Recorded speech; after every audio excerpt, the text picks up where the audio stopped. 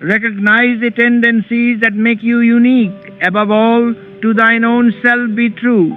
This statement is the climax of a famous list of advice given by Polonius in Shakespeare's play Hamlet. Narrowly speaking, it means to be honest with yourself. Do not do a thing that you inwardly feel to be wrong.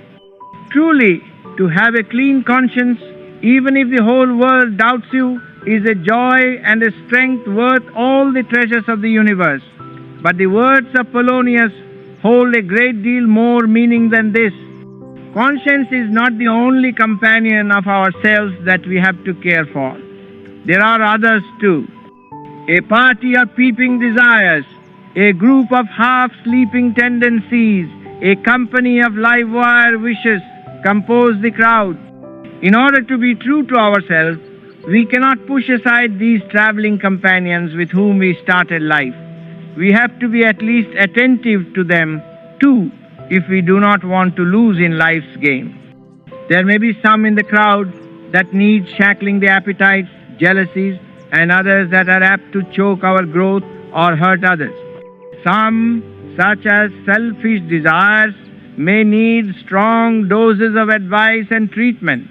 There are others that are safe enough to be relied on, or at least tolerated, such as the self-preserving and social instincts.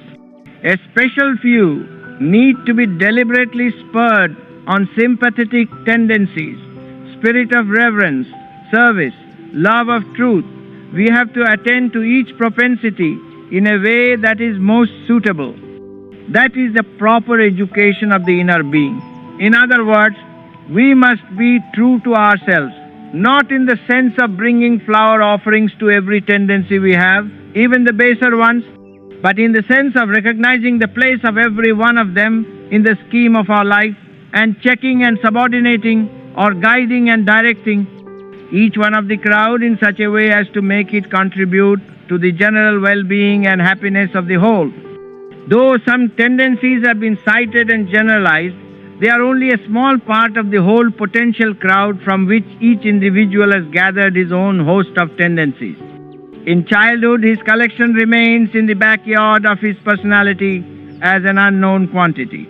The progressive expression of his personality is the result of those tendencies becoming known, added to, or banished from his life.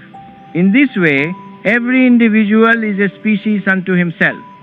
Though each person is a human being, one does not resemble another any more than the dress of a native Burmese resembles that of an American. The fabric may be essentially the same, both being made of cloth, but the design and style are significantly different.